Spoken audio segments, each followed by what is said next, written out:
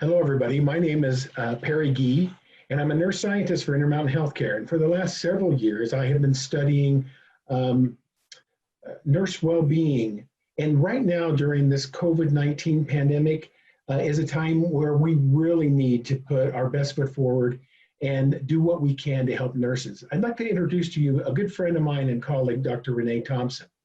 Yeah, thanks so much, Perry. My name is Renee Thompson. I've been a nurse for a really long time. And I always say I've done pretty much everything that you can do as a nurse. And you know what? About 10 years ago, I started to realize that it didn't matter where I worked, whatever organization, it didn't matter what I did, what role I had. I swear there were always a group of people who made it their mission to make my life difficult. And I really started tackling this topic of bullying and incivility in healthcare because I got to the point where enough is enough. And, especially recently, we've been looking at COVID-19 and the added pressures and stress that we're all, going through in healthcare. And we're seeing an uptick in disruptive behaviors, I think, because of it. And Perry, I think this is really where you could be a great resource for nurses because you understand all the science behind burnout and then what we can do to be more resilient. So I'd love to just kind of pick your brain and find out or, share with us what you've learned about this topic. Appreciate that, Renee, and thank you so much. And yes, frankly, burnout has been studied scientifically for the last 40 years. Dr. Christina Maslach out of the University of California studied it for years and studied nurses in burnout. And I just completed a study of over 3,000 nurses. And in that study, over 50% of the nurses were experiencing burnout. 28% had severe burnout. And this is pre-COVID. So this is something that I'm very worried about, Renee. And the other thing that happens, we see in the literature related to pandemics is PTSD. And about 15 to 20% of nurses already have a baseline level of some level of PTSD. So we have burnout and PTSD together. This is a real concern. Now, the one thing I want everybody to keep in mind, and I know that you talk about this as well, Renee, and that is burnout is not a mental condition. It's a workplace disorder. So there's nothing wrong with you as a nurse. I don't want ever to hear that anybody say, well, if you were just more resilient, then you wouldn't be burned out. I think that's very frustrating and it's very demeaning to nurses. Resilience, yes, can help us, but it is not your fault you're experiencing burnout. It's the fault of our healthcare system. And what is burnout? Well, burnout is emotional exhaustion. It's made up of three constructs: emotional exhaustion or just exhaustion. I just heard that in the meeting today. Nurses are exhausted right now during COVID, and that's a big problem. In fact, we're trying to find more help for them. We're trying to relieve nurses. I just heard a report today where a nurse just took her mask off in an area where she was exposed, and everybody was terrified. And they said, "Why did you do that?" And she said, "Because I'm just tired." So that's something we need to watch out for one another. Depersonalization or cynicism, you have a negative attitude. That's another thing that you might experience with burnout. And then reduced personal accomplishment. And it makes sense, right? If you're tired, if you're feeling cynical, it's going to be hard for you to accomplish good things. And the thing that's even worse in all this, and I know, Renee, you'll talk about this in just a moment, and that is the behavior change that we might see. So I might make that medication error that I never would have made. I missed the calculation on my medication. I never do that. I might yell at a coworker. I've never done that before. Or I might feel physical symptoms of insomnia or a stomach ache or a headache or tension or depression. All of these things are part of the behaviors we see with burnout. And so, Renee, can you talk a little bit about some of the behaviors that you've seen over the years with burnout? Sure. And it's sort of funny. I never sought out to be an expert in burnout, yet so many people ask me for help dealing with burnout. And we have a program and I do some workshops on how to go from exhausted to extraordinary. And here's, I think, why. It's because in general, when people are under high stress, nobody behaves at their best when they're under stress. And when people feel burned out, it's even harder to show up every day being positive and a professional role model to others when you're incredibly exhausted. Like, we know this. And it's interesting because when you look at bullying and incivility, we see more bad behavior in healthcare than any other industry in the world. And you might say, well, wait a minute, aren't we the compassion industry? Well, think about it. We see more stress in healthcare, or we experience more stress, the unpredictability of patient care, life and death situations every day. We don't always show up as our best when we're under a lot of stress. Well, think about COVID-19 right now. Even though the public is identifying healthcare professionals as heroes, we're seeing an uptick in bad behavior. Just like you said, Perry, you said, I never yell at my coworker like this. And I'm yelling at my coworkers now. So we understand why people might be showing up and misbehaving at work. And it stems from a few negative emotions of fear. A lot of nurses come into work putting themselves at risk, knowing they're putting themselves at risk to care and serve our public when they've got little kids at home, that they're afraid that they're going to expose them.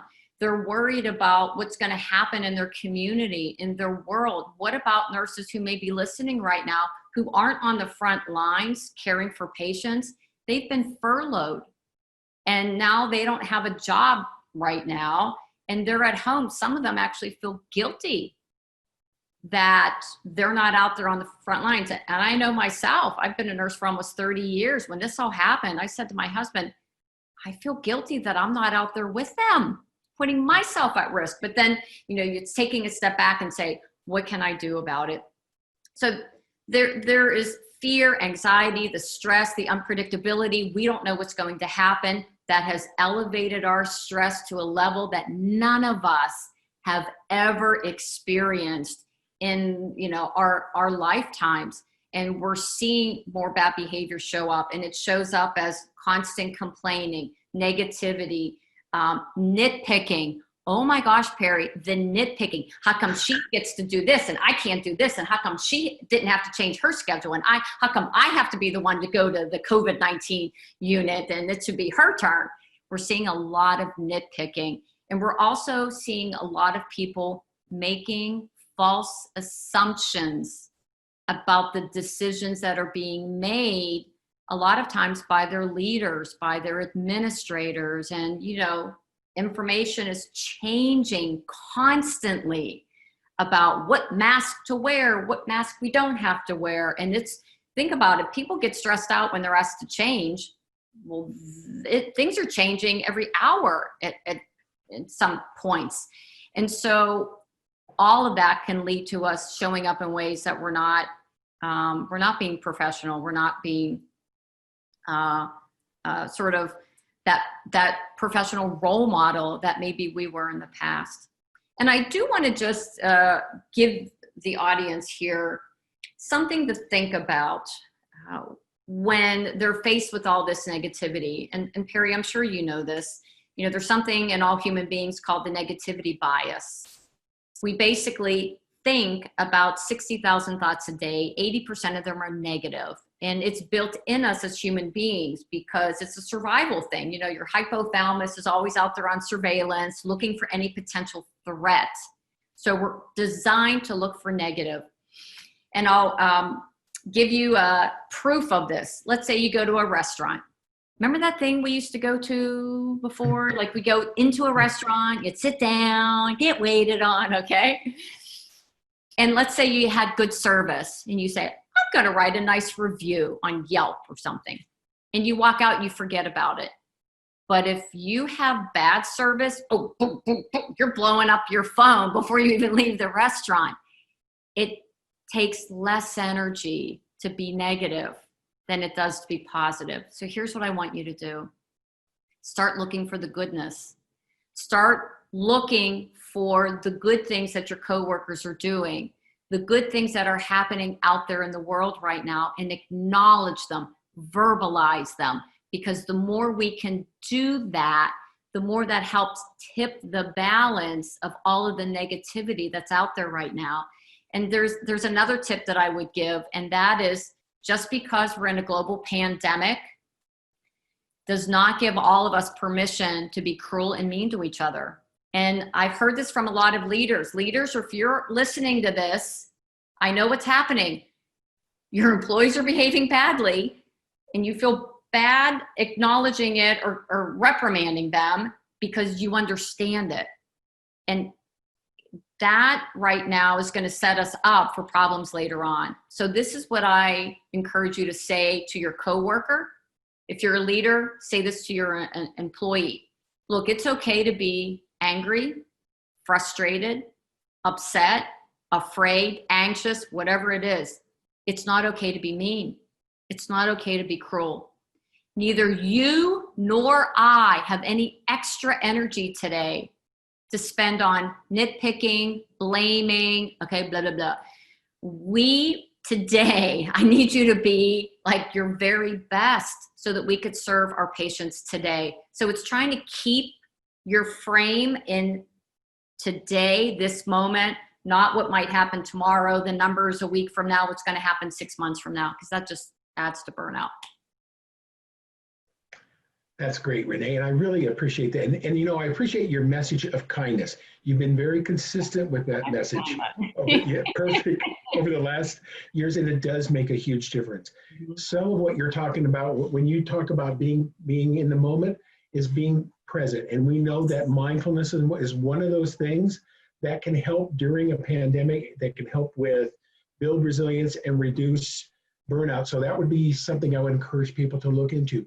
Look for resources at your facility. Maybe contact a chaplain or your manager if you're concerned or worried.